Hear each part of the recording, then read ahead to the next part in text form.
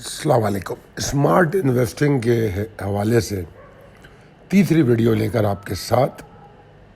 इसमें हम बात करेंगे सपोर्ट एंड रेजिस्टेंस के बारे में कि सपोर्ट एंड रेजिस्टेंस कैसे ड्रॉ की जाती है। एक बात मैं यहाँ कहना चाहूँगा, कामयाबी वहाँ से शुरू होती है जब आप लेवल्स पे यकीन रखते हैं। लेवल्स के बारे में बहुत ज़ोर देता हूँ मैं और अपने लेवल्स को प्रिसाइज लेवल करार देता हूँ मैं, और अपने रैपअप चार्ट्स में और डेली कॉल्स में लेवल्स पर बहुत ज़ोर देता हूँ। और उन्हीं लेवल्स में एक तरीक़ेकार जो लेवल्स ड्रॉ करने का या फाइंड आउट करने का है, वो सपोर्ट एंड रेजिस्टेंस थ्योरी होती है। मैं खालिद सैफुद्दीन आज आपके साथ इसी हवाले से डिस्कस करूँगा एपिसोड 3 में, drawing support and resistance the right way. ये आपके सामने चार्ट है जिसमें मैंने रेजिस्टेंस लेवल, जिसको हम मज़ाहमती सतह कह सकते हैं, सपोर्ट लेवल, जिसको शायद उर्दू में सपोर्ट लेवल ही कहेंगे, तो इन दोनों के बारे में हम किस तरह फाइंड आउट करते हैं, कैसे इनको देखना चाहिए, इन तमाम चीज़ों पे बात करेंगे। अगर आप रिवर्सल्स और सही जगह पे एग्ज़िट और सही जगह पे एंट्री को मिस कर रहे हैं, तो आज इस वीडियो में आप ये तमाम चीज़ें देखेंगे और समझेंगे। चलते हैं दूसरी स्लाइड पर। सपोर्ट क्या है? सपोर्ट एक प्राइस लेवल है जहां पर बायर्स एंटर होते हैं। अगर कोई आपसे सपोर्ट की तारीफ पूछे कि व्हाट इज सपोर्ट, तो आप कह सकते हैं कि वो प्राइस लेवल जहां पे बायर्स एंटर होने की प्लानिंग करते हैं। और फिर उसी तरह व्हाट इज रेजिस्टेंस या मज़ाहमती सतह क्या है, तो ये वो जगह है जहां पे सेलर आते हैं, सेलर मार्केट में एंट्री लेते हैं। सपोर्ट एंड रेजिस्टेंस कभी भी एक एग्जैक्ट लाइन नहीं होती, एक जोन होता है, एरिया होता है, क्योंकि मुकम्मिल सिर्फ खुदा की ज़ात है, तो हर चीज़ में टॉलरेंस का होना बड़ा ज़रूरी है। कि अगर रेजिस्टेंस है तो रेजिस्टेंस यहाँ से आप अक्सर देखते होगे ना कि मैं कहता हूँ कि इसके बीच में कहीं रेजिस्टेंस मिल सकती है, इसके बीच में कहीं सपोर्ट आ सकती है। तो क्यों कहता हूँ? इसलिए कि मैं एक स्ट्रेट लाइन को सपोर्ट या रेजिस्टेंस नहीं समझता। मैं उसको प्रिसाइसली ढूंढने की कोशिश करता हूं कि वो एरिया कौन सा बन रहा है। आई होप कि मैं ये समझाने में कामयाब हो पाऊंगा आपको। सपोर्ट एंड रेजिस्टेंस को समझने के लिए हमें थोड़ा pull back, retracement, correction, adjustment, exhaustion, इसकी नॉलेज भी होनी चाहिए। मगर भारत वो एक डिटेल बहस है, एक अलग चैप्टर है, टॉपिक है, तो अभी मैं उस पर नहीं जाऊंगा। अगली स्लाइड पे चलते हैं। Common mistake to avoid when finding support and resistance, मतलब वो ऐसी कौन सी उमूमी गलतियां हैं जिसको हम रोक सकते हैं या जिससे हम बच सकते हैं जब हम सपोर्ट या रेजिस्टेंस जोन ढूंढ रहे हों। जैसा मैंने पहले कहा, अगर हम किसी एग्जैक्ट प्राइस के पीछे लग जाएं, बस 40 रुपये 45 पैसे पे रेजिस्टेंस है, तो ये गलत होगा। कोई शार्प हाई बनेगा 40 रुपये 55 पैसे का और फिर वो नीचे चला जाएगा और आप 55 पे नई बाइंग करके बैठ जाओगे, क्योंकि हम इग्नोर तो नहीं कर सकते शार्प हाई और शार्प लो की पॉसिबिलिटी। तो इसलिए आप जो लाइन खींचें, रेजिस्टेंस के लिए लाइन ड्रॉ करें, वो जोन बनाने की कोशिश करें, जिस तरह अभी पिछले चार्ट में आपको दिखाया कि हम उस एरिया को फाइंड आउट करने की कोशिश करते हैं। आगे भी मैं आपको चार्ट में दिखाऊंगा। अगली बात, इग्नोरिंग मार्केट कॉन्टेक्स्ट, क्योंकि ट्रेंड और वॉलेटिलिटी को भी समझना पड़ता है। कई दफ़ा ऐसा होता है कि वॉलेटिलिटी मार्केट की हाई होती है, जैसा कि अगर मुझे रेजिस्टेंस देखनी है सुबह 9:30 बजे जिस वक्त मार्केट खुलती है, तो प्री ओपनिंग वॉलेटिलिटी बहुत ज़्यादा होती है, तो उस जोन का एरिया बढ़ जाएगा, चाहे वो रेजिस्टेंस हो या सपोर्ट हो।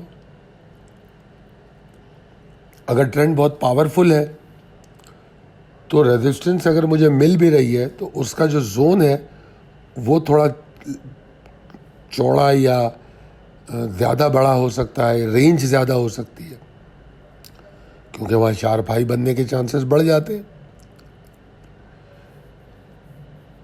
और एक गलती जो हम आमतौर पे करते हैं, बहुत सारी लाइनें खींच देते हैं, बेइंतहा लाइनें खींच देते हैं चार्ट पे, वो कंफ्यूज करती हैं फिर।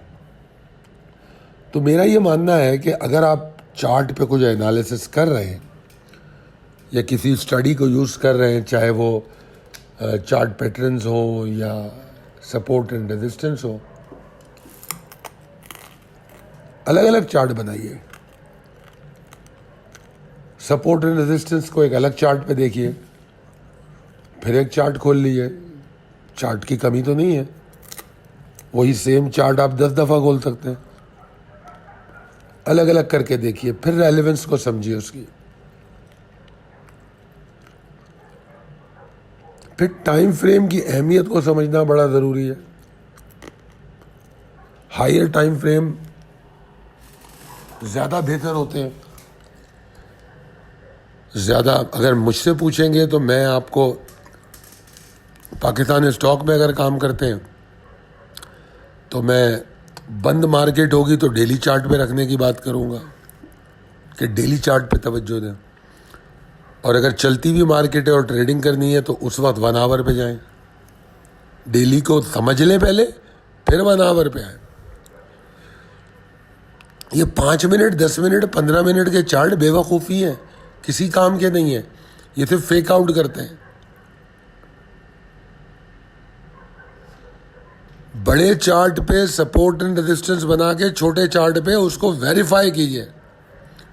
जैसे मैंने वीकली चार्ट पे सपोर्ट बनाई, लाइन खींच दी, अब मैं डेली चार्ट पे चला गया, वहाँ मैं उसको टेस्टिफाई कर लूँगा, एक्यूरेसी पता लग जाएगी मुझे। 5 मिनट के चार्ट पे कुछ नहीं मिलने वाला। हाँ, कोई इन्वेस्टिगेशन करनी है तो कर ले। कई दफ़ा ऐसा होता है कि हम देखना चाहते हैं कि किस टाइम स्पाइक बनी थी, कोई एक ऐसी कैंडल है जिसमें स्पाइक नज़र आ रही है, तो वो आइडेंटिफाई हो सकती है, इन्वेस्टिगेट हो सकती है। 5 मिनट चार्ट पे एंट्री के लेवल या डिसीजन नहीं लिए जाते। अगर 5वां पॉइंट में डिस्कस करूं, इसमें प्राइस एक्शन के साथ वॉल्यूम को मिला के नहीं देखना, क्योंकि कई दफ़ा हाई या लो जो होते हैं वो सिग्निफिकेंट ही नहीं, अहमियत ही नहीं होती उनकी। क्यों नहीं होती? कि अचानक किसी ने माल फेंका, मार्केट एकदम नीचे चली गई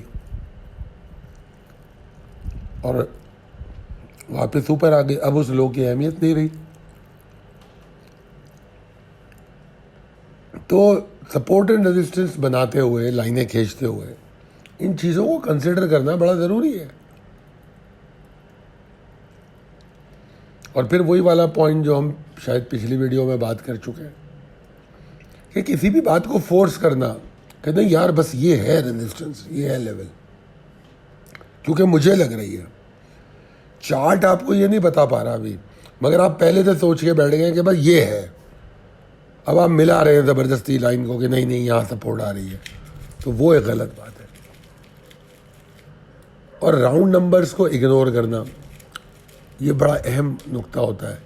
चाहे स्टॉप लॉस लगाएं, एंट्री लगाएं, साइकोलॉजिकल लेवल्स हैं, जैसे लोगों के जहन में बैठा होता है 1,20,000, 1,18,000,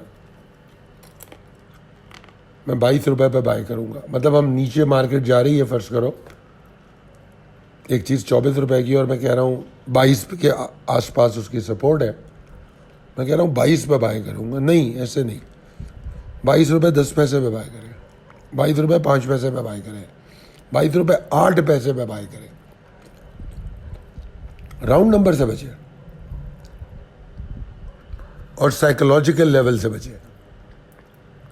साइकोलॉजिकल लेवल क्या होता है कि लोगों के ध्यान में इस तरह के नंबर होते हैं कि मार्केट 1,20,000 जाएगी, फलाना स्टॉक 25 रुपये पे जाएगा, 20 रुपये पे जाएगा। तो एक साइकोलॉजिकल प्राइस वैल्यू या लेवल बन जाता है। तो आप उसको अवॉइड करें। तो उससे बचने के लिए क्या करेंगे, आप थोड़ा ऊपर या नीचे स्टॉप लॉस लगाएंगे तो नीचे, बाय करेंगे तो ऊपर।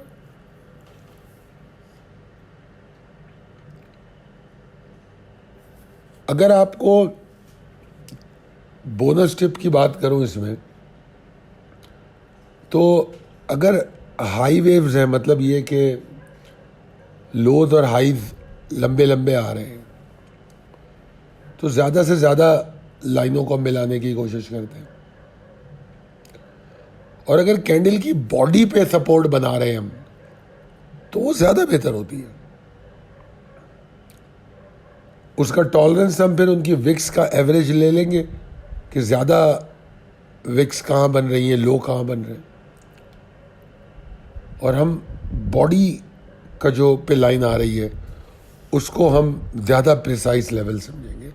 तो ये एक तरीका होता है। और ये मैंने क्लीन चार्ट आपको यहाँ दिखाया है बगैर किसी ड्राइंग के। तो पहले एक ऐसा चार्ट लें।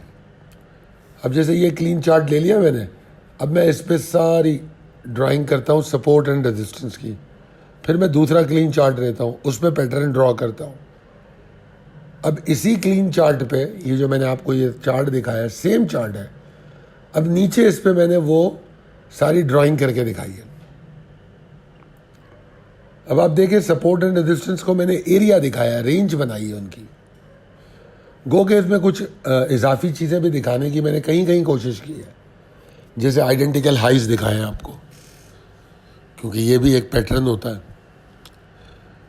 मगर बहरहाल ये वाली जो है ये हमारी फोकस है सपोर्ट एंड रेजिस्टेंस पे।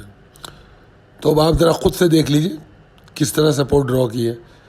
आखिर की जो राइट साइड पे जो सपोर्ट एंड रेजिस्टेंस है उसमें मैंने एक्सटेंडेड लाइंस लगाई हैं, उसको एक्सटेंड किया है। क्यों किया एक्सटेंड? मैंने एक्सटेंड इसलिए किया है कि जो रेजिस्टेंस थी उसके ऊपर अगर मार्केट चली गई तो जब प्राइस वैल्यू वापस आएगी तो यही रेजिस्टेंस सपोर्ट बनेगी। तो अगर एक्सटेंडेड लाइन लगी हो तो आपको याद रहेगा कि यार पहले ये रेजिस्टेंस ने बड़ा अच्छा काम किया था, तो अब वापसी पे ये सपोर्ट का काम कर सकती है, बिल्कुल कर सकती है। कोई आपसे पूछे कि सपोर्ट एंड रेजिस्टेंस की तारीफ क्या है, कैसे डिफाइन करोगे? तो आप इसका आसान तरीन जवाब ये दे सकते हैं या समझ सकते हैं, any level above the price value is resistance and below the price value is support. अब वो लेवल कौन सा होगा, वो ऑब्वियसली एज पर टेक्निकल्स जो दरियाफ्त किया जाएगा। मगर आसान लफ्ज़ों में जो भी चीज़ प्राइस वैल्यू के ऊपर है वो रेजिस्टेंस है, जो नीचे है वो सपोर्ट है। अब देखिए क्लीन चार्ट पे ये ड्राइंग की है मैंने, और ये सपोर्ट एंड रेजिस्टेंस ये तो यकीनन चार्ट बन चुका है, तो आपको लगेगा कि यार ये तो इसने आसानी से बना दिया। मगर जो हम अपनी डेली कॉल देते हैं उसमें हम इस स्टडी का भी इस्तेमाल करते हैं। तो आगे की बात भी बताता है, ये एग्जॉशन पॉइंट बताता है, सपोर्ट पॉइंट बताता है। तो मैंने यहाँ आपको साबित करने की कोशिश की है कि एक साफ चार्ट लें और फिर ऐसी ड्राइंग करें, फिर उसको टेस्ट करें कि क्या आपने ठीक बनाया या नहीं। मज़ीद इसकी मालूमात है तो जिस तरह मैंने पहले भी कहा था कि लंबी बात फिर बहुत लंबी हो जाएगी। कंप्लीट कोर्स करना हो तो फिर जिन लोगों का इंटरेस्ट होगा, क्योंकि मुझे नहीं पता, मेरी जो यहाँ पर 30 मिनट की वीडियोस हैं उनके व्यूज़ जाके देखने वाले नहीं होते, चंद लोग देख रहे होते। तो मुझे पता है बहुत से लोग बातें तो करते हैं, सीखने का शौक़ बहुत कम को होता है।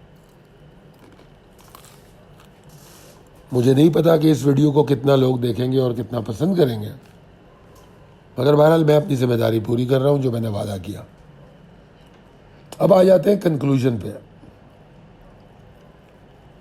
देखिए सपोर्ट एंड रेजिस्टेंस की अगर बेसिक में जाऊं मैं, तो इसका ताल्लुक डिमांड एंड सप्लाई से बड़ा गहरा है। सपोर्ट में डिमांड आती है तो वो सपोर्ट बनती है, रेजिस्टेंस में सेलर आते हैं यानी कि सप्लाई आती है, तो वहां पर फिर वो ऊपर नहीं जा पाता, वो रेजिस्टेंस बन जाती है। तो बाइंग और सेलिंग प्रेशर के बारे में ये इंडिकेट करता है। यहां पर हम वॉल्यूम को भी एक्यूमुलेट करते हैं, उसको भी समझने की कोशिश करते हैं। मैं आपको मुख्तलिफ चार्ट भी दिखाऊंगा अभी। एक प्राइस जो होती है, वन सिंगल प्राइस, वो सारी चीज़ें डिफाइन नहीं कर सकती, तो हम बहुत सारी चीज़ों को मिला के भी देखते हैं। जिस तरह मैंने कहा, सप्लाई जोन जो होती है वो रेजिस्टेंस बनाती है और सेलर्स को अट्रैक्ट करती है कि माल बेचो, यहाँ ऊपर नहीं जा पा रहा, जबकि डिमांड जोन बायर्स को बुलाती है। In short, support and resistance जो है कोई फिक्स लाइन नहीं है, डायनामिक जोन है जहां मार्केट अपना वाजे करती है या बताती है कि वो क्या चाह रही है, क्या करना चाह रही है। कई दफ़ा ऐसा होता है कि जो ट्रेडर होते हैं टाइम फ्रेम के गलत इस्तेमाल से मिसलीड हो सकते हैं। तो अगर टाइम फ्रेम को समझ लें, जिस तरह मैंने अभी थोड़ी देर पहले बताया था कि टाइम फ्रेम को कैसे यूज़ करना चाहिए, तो सपोर्ट एंड रेजिस्टेंस की अच्छी ड्राइंग आप कर सकेंगे, उसको अच्छा टेस्ट कर सकेंगे। ठीक है जी। तो जिस तरह मैंने कहा कि अगर आप इसमें मज़ीद काम करना चाहते हैं तो यकीनन हम इसमें बात करेंगे। इसका खुलासा जो है मैंने उर्दू में भी दिया है, तो आप इसको भी पढ़ लीजिए। अब देखिए, यहाँ पर मैंने एक चार्ट दिखाया है, इसमें मुख्तलिफ सप्लाई एंड डिमांड जोन दिखा दिया आपको। क्योंकि आपको पहले मैं जो दिखा रहा था, सीधा सीधा दिखा रहा था, एक हॉरिजॉन्टल लाइन सप्लाई आ रही है और एक हॉरिजॉन्टल लाइन नीचे जो सपोर्ट बन रही है। मगर इस चार्ट में मैंने आपको मूव को चैनलाइज करके दिखाया है, क्योंकि रेजिस्टेंस जो है वो चैनल की अपर लिमिट है और सपोर्ट जो है वो चैनल की लोअर लिमिट है। तो अब वो चैनल अप ट्रेंड है, कंसोलिडेशन का है, डाउन ट्रेंड है, कोई सा भी ट्रेंड है वो, क्योंकि हर ट्रेंड के अंदर भी एक ट्रेंड होता है जिसको हम शॉर्ट टर्म ट्रेंड कहते हैं। मतलब जैसे अगर कोई मुझसे पूछे कि भाई, ऐसे ही ओवरऑल पूछे, भाई आजकल पाकिस्तान स्टॉक एक्सचेंज का ट्रेंड क्या है, तो बुलिश है भाई। फिर कोई आदमी जो काम करता है वो उससे पूछे कि कल क्या मार्केट लग रही है, यार थोड़ी करेक्शन की पॉसिबिलिटी हो सकती है, मैं बिल्कुल ये कह सकता हूँ। तो उमूमी ट्रेंड तो तेज़ी का है, मगर कंसोलिडेशन हो सकती है, उस अपर ट्रेंड को टेस्ट करके कुछ नीचे आ रहा है तो वो एग्जॉस्शन हो सकती है। तो लिहाजा इस बात को समझने की ज़रूरत है कि सपोर्ट एंड रेजिस्टेंस सिर्फ हॉरिजॉन्टल लाइन होना ज़रूरी नहीं है, सीधी सीधी वो ऊपर जाती हुई भी लाइन हो सकती है और नीचे आती हुई भी हो सकती है। इसलिए मैंने यह चैनल में भी दिखाया है, बॉलिंगर बैंड में भी दिखाया है। उम्मीद कर रहा हूं कि आपको ये वीडियो समझ भी आई होगी और पसंद भी आई होगी। बहरहाल पसंद कितनी आई है वो तो आपके कमेंट्स और व्यूज़ से पता लगता है।